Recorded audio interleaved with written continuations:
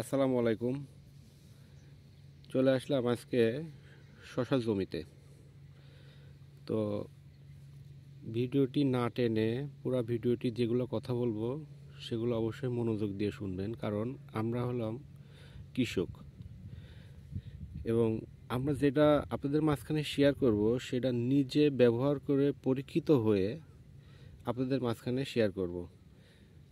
যেটা অন্যের ভিডিও দেখে আমাদেরকে ফলো করে আমাদের কথা তৈরি করা লাগে না, কারণ আমরা জমিতে সবসময় পরিচর্যা করি, কখন কোন ওষুধ প্রয়োগ করি আর সেটা আপনাদেরকে শেয়ার করব।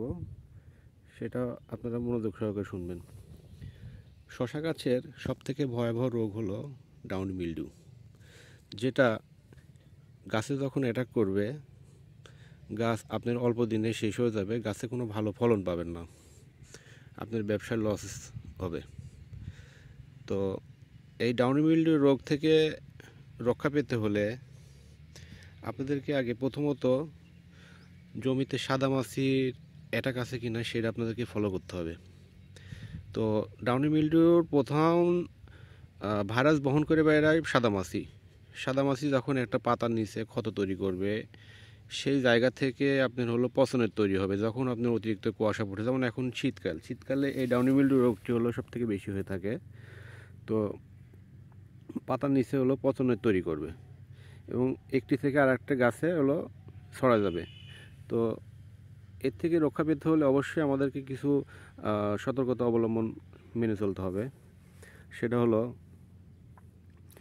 কিছু কিছু ওষুধ আছে, যেটা হলো কপার অক্সিক্লোরাইড, অ্যামিস্টারটপ, ক্যাভিরোটপ, তারপর আপনার রিডোমিল গোল্ড।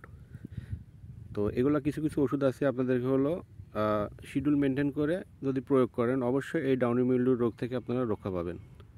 তো প্রথমত জমির যখন আপনারা দেখছেন যে ডাউনি মিল্ডিউ রোগে অ্যাটাক হয়ে গেছে, নিচের পাতাগুলো দেখবেন যে ছোপ ছোপ দাগ পড়ে গেছে, সেই পাতাগুলো আগে ভেঙে দিবেন।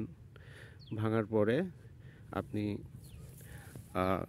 কপাল গ্রুপের কপার অক্সিক্লোরাইড ওষুধটি ব্যবহার করবেন। দেখবেন যে মোটামুটি আপনার ডাউনি মিল্ডিউ রোগের থেকে এটা হলো কিছু হলো এটা নিয়ন্ত্রণ করছে। তারপরে অনেক ওষুধ, যেগুলো ওষুধগুলো রয়েছে সেগুলো হলো শিডিউল মেনটেনভাবে চলবেন। অতিরিক্ত কুয়াশা দেখতে পাচ্ছেন, তখন আপনি রিডোমিল গোল্ড ব্যবহার করবেন। তারপর দেখছেন যে আপনি হলো গাছের অবস্থান কোনোতে উন্নতি হচ্ছে না, তখন আপনি অ্যামিস্টার টপের সঙ্গে ক্যাভিরোটপ ব্যবহার করবেন।